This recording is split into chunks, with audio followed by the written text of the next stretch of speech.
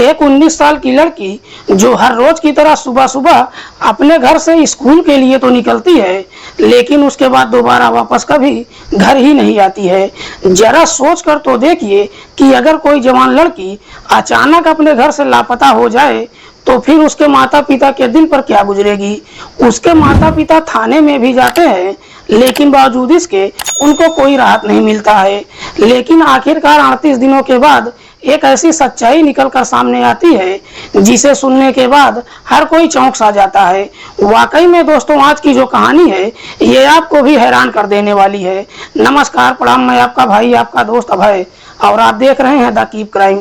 दोस्तों, आज की जो सच्ची कहानी मैं आपको सुनाने जा रहा हूँ, ये सच्ची कहानी है पंजाब की राजधानी चंडीगढ़ शहर की। चंडीगढ़ का एक इलाका पड़ता है पंचकूला, और इसी पंचकूला का एक थाना पड़ता है मनसा देवी। बात कर रहा हूं मैं 27 अप्रैल 2024 की सुबह सुबह।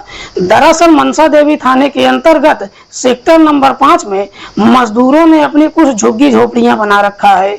इन्हीं झुग्गियों की कुछ महिलाएं सुबह सुबह जंगल में जब लकड़ी काटने के लिए जाती हैं तो देखती हैं कि जंगल में आग जल रही है। आग के नजदीक जब जाती हैं तो वहां का नजारा देखकर वो जोर जोर से चीखने चिल्लाने लगती हैं, और चीखते हुए वहां से भागते दौड़ते वापस फिर से झुग्गी में आती हैं और आकर लोगों को बताती हैं कि दरअसल जंगल में एक मानव शरीर जल रहा है। झुग्गी के लोगों को जब मालूम चलता है, धीरे धीरे लोग जंगल में इकट्ठा हो जाते हैं। जैसे ही उस मानव शरीर को जलते हुए देखते हैं, उनमें से एक व्यक्ति इस बात की जानकारी नजदीकी थाने में दे देता है। इधर पुलिस को जैसे ही सूचना मिलती है, पुलिस तुरंत ही अपनी टीम के साथ घटना स्थल पर पहुंचती है। लेकिन तब तक वो डेड बॉडी लगभग पूरी तरह से जल चुका था। लेकिन पुलिस जब डेड बॉडी को चेक करती है तो मालूम चलता है कि मरने वाली एक महिला है। पुलिस जब घटना स्थल का मुआयना करती है तो वहां पर पुलिस को एक बोरी बरामद होती है। साथ ही साथ वहां पर एक दो पहिया वाहन के आते जाते हुए टायर के निशान भी दिखाई देते हैं। पुलिस जब उस महिला के बारे में वहां पर मौजूद लोगों से पूछताछ करती है तो कोई भी व्यक्ति उस डेड बॉडी की शिनाख्त भी नहीं कर पाता है। पुलिस सबसे पहले डेड बॉडी को अपने कब्जे में लेकर पोस्टमार्टम के लिए भेज देती है, और फिर धारा 302 के तहत अज्ञात अपराधियों के खिलाफ मुकदमा दर्ज करती है और इस मामले की छानबीन करना शुरू करती है। लेकिन पुलिस के सामने सबसे बड़ा सवाल अब ये खड़ा हो जाता है कि जब तक उस मरने वाली महिला की शिनाख्त नहीं हो जाती है, पुलिस इस मामले में एक कदम आगे नहीं बढ़ा सकती है। इसीलिए पुलिस अब उस डेड बॉडी की शिनाख्त कराने के लिए एरिया के तमाम उसका फोटो सर्कुलेट ही नहीं करती है, बल्कि अगले दिन पेपर अखबारों में भी छपवा देती है। उसके फोटो का प्रिंट आउट करवा कर गली और मोहल्ले में भी चिपका देती है। लेकिन जैसे ही 2 दिन का समय गुजर जाता है, 29 अप्रैल 2024 को एक व्यक्ति रोते बिलखते हुए थाने में पहुंचता है और पुलिस वालों से कहता है कि साहब, मेरा नाम लल्लन प्रसाद है और मैं इंदिरा कॉलोनी का रहने वाला हूँ। दरअसल पेपर में जिस महिला का फोटो छपा हुआ है वो कोई और नहीं बल्कि मेरी ही बेटी है, जिसका नाम है गुरप्रीत कौर। लल्लन जैसे ही इस तरह की बातें कहता है, पुलिस उससे कहती है कि सबसे पहले डेड बॉडी को देख लो, क्योंकि डेड बॉडी लगभग पूरी तरह से जल चुका है। पुलिस जब लल्लन को लेकर मोर्चरी में जाती है तो लल्लन अपने साथ अपनी पत्नी प्रभा को भी साथ लेकर जाता है। पुलिस जब उस डेड बॉडी को लल्लन और उसकी पत्नी प्रभा को दिखाती है, पति पत्नी डेड बॉडी को देखकर पहचान लेते हैं और रोते हुए पुलिस वालों से कहते हैं कि हाँ साहब, ये कोई और नहीं बल्कि मेरी ही बेटी गुरप्रीत कौर है। आखिरकार गुरप्रीत कौर की शिनाख्त हो जाती है। लेकिन पुलिस जब उस डेड बॉडी का पोस्टमार्टम कराती है तो पोस्टमार्टम में एक बड़ा ही चौंकाने वाला खुलासा होता है। दरअसल पोस्टमार्टम रिपोर्ट में बताया जाता है कि गुरप्रीत कौर के शरीर पर किसी तेज धारदार हथियार से कई बार वार ही नहीं किया गया था, बल्कि वो 5 महीने की प्रेग्नेंट भी थी। पुलिस जब इस बारे में लल्लन से पूछताछ करती है कि क्या तुमको किसी पर शक है, इस पर लल्लन पुलिस वालों को जवाब देता है कि साहब, मुझे शक ही नहीं बल्कि पूरा भरोसा है कि दरअसल मेरी बेटी की हत्या किसी और ने नहीं बल्कि उसी के प्रेमी सुरेंद्र ने किया है। सुरेंद्र जो इसी इंदिरा कॉलोनी का ही रहने वाला है। लल्लन पुलिस वालों से कहता है कि साहब, मेरी बेटी और सुरेंद्र के बीच में प्रेम प्रसंग चल रहा था। दोनों एक दूसरे को काफी पसंद भी करते थे, लेकिन सुरेंद्र हमारी जाति बिरादरी का नहीं है। मैंने अपनी बेटी को काफी समझाया भी था, लेकिन मेरी बेटी मेरी बात मानने के लिए तैयार ही नहीं हुई। इसीलिए मैंने उसकी शादी भी तय कर दिया था। लेकिन 23 मार्च की सुबह सुबह जब अपने घर से स्कूल के लिए निकली, उसके बाद 2 दिनों तक वापस घर ही नहीं आई। हालांकि 2 दिनों तक जब वापस घर नहीं आई, हमने भी उसको ढूंढने की कोई कोशिश नहीं किया, क्योंकि इससे पहले भी गुरप्रीत कई बार सुरेंद्र के साथ घर से भाग चुकी थी। लेकिन जब भी घर से बाहर गई थी, 2 दिनों के अंदर ही वापस भी आ गई थी। लेकिन इस बार जब 2 दिनों के बाद भी वापस घर नहीं आई, हमने अपनी रिश्तेदारी में हर जगहों पर पूछताछ भी किया, लेकिन इसके बावजूद भी गुरप्रीत का कहीं कुछ पता नहीं चला। इसीलिए मैंने थाने में जाकर उसकी गुमशुदगी की रिपोर्ट भी दर्ज करवाया था। लल्लन जब ये सारी बातें पुलिस से बताता है, पुलिस लल्लन की तहरीर पर सुरेंद्र के नाम पर नामजद मुकदमा दर्ज करती है और फिर सुरेंद्र से पूछताछ करने के लिए उसके घर पर जाती है। तो मालूम चलता है कि सुरेंद्र भी अपना घर छोड़कर फरार हो चुका है। उसके बाद पुलिस अब सुरेंद्र के ऊपर दबाव डालना शुरू कर देती है। लेकिन तभी अगले दिन 30 अप्रैल 2024 को पुलिस को एक जोरदार झटका लगता है। दरअसल 30 अप्रैल की सुबह सुबह लगभग 9 बजे के आसपास अचानक गुरप्रीत थाने में पहुंच जाती है। पुलिस जब गुरप्रीत को देखती है तो देखकर एकदम से चौंक जाती है। गुरप्रीत पुलिस वालों से कहती है कि साहब, मैंने ये खबर अखबार में पढ़ा है। जैसे ही मुझे मालूम चला कि पुलिस मेरी मौत की खबर पेपर में छाप रही है और सुरेंद्र को परेशान कर रही है, इसीलिए मैं थाने में आ गई। गुरप्रीत जब ये सारी बातें पुलिस को बताती है तो इसे सुनने के बाद पुलिस भी सोच में पड़ जाती है कि आखिरकार वो मरने वाली महिला है कौन। इसीलिए पुलिस अब गुरप्रीत के माता पिता को फिर से थाने में बुलाती है और उनसे सख्ती से पूछताछ करती है। इस पर लल्लन रोते हुए पुलिस वालों से कहता है कि साहब, जब मैंने डेड बॉडी को देखा था तो उसके हाथ और नाक को देखकर मुझे ऐसा लगा कि शायद ये मेरी बेटी गुरप्रीत ही है। लल्लन इतनी सी बात कहकर अपना पल्ला झाड़ लेता है। लल्लन तो वहां से चला जाता है, लेकिन अब ये मामला पुलिस के लिए काफी चैलेंज हो जाता है। आखिरकार पुलिस अब उस महिला के बारे में पता लगाने के लिए फिर से इस मामले की छानबीन करना शुरू कर देती है। पुलिस जब थोड़ी सी कोशिश करती है, आखिरकार 3 मई 2024 को पुलिस को उस महिला के बारे में मालूम चल जाता है। दरअसल उस महिला का नाम है आरती, जो सूरजपुर की रहने वाली है। आरती के पिता का नाम है ऋषिपाल। पुलिस जब ऋषिपाल के घर पर पहुंचती है और आरती के बारे में पूछताछ करती है तो ऋषिपाल पुलिस वालों से कहता है कि साहब, मेरी बेटी 26 अप्रैल 2024 की शाम के समय अपने घर से निकली थी, उसके बाद वापस घर ही नहीं आई। पुलिस ऋषिपाल से पूछताछ करती है कि तुमने उसको ढूंढने की कोशिश क्यों नहीं किया। इस पर ऋषिपाल कहता है कि साहब, मैंने अपनी तमाम कोशिश कर लिया, लेकिन बावजूद इसके आरती के बारे में कुछ भी नहीं मालूम चल सका। आरती जो पहले से शादीशुदा ही नहीं है, बल्कि उसकी 11 साल की एक बेटी भी है। लेकिन पिछले 4 सालों से आरती अपने माता पिता और भाइयों के साथ ही रहती है। दरअसल आरती की अपने पति के साथ बिल्कुल नहीं बनती है, इसीलिए 4 साल पहले अपने पति को छोड़कर अपने माता पिता के साथ ही रहती है। ऋषिपाल जब ये सारी बातें पुलिस को बताता है, पुलिस अब आरती का मोबाइल नंबर लेती है और उसके मोबाइल नंबर का कॉल डिटेल निकालती है। कॉल डिटेल को जब चेक करती है तो मालूम चलता है कि उसमें एक ऐसा नंबर है जिस पर आरती पिछले कई महीनों से लगातार बातचीत करती आ रही थी। पुलिस जब उस नंबर का डिटेल निकालती है तो मालूम चलता है कि वो नंबर किसी आनंद के नाम पर रजिस्टर्ड है। आनंद, जिसकी उम्र है लगभग 26 साल के आसपास, जो चेक टाउन का रहने वाला है।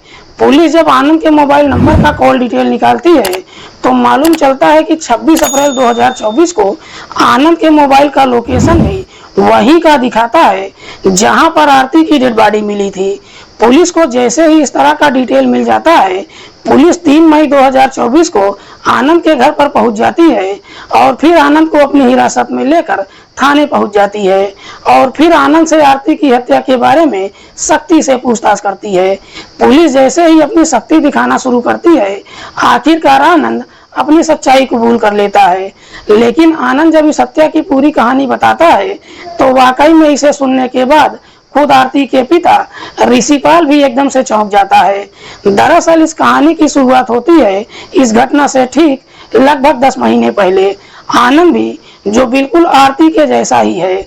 आनंद भी पहले से शादीशुदा तो है, लेकिन उसका उसकी पत्नी से बिल्कुल भी नहीं बनता है। इसीलिए आनंद भी अपने माता पिता और छोटे भाई के साथ अकेले ही रहता है।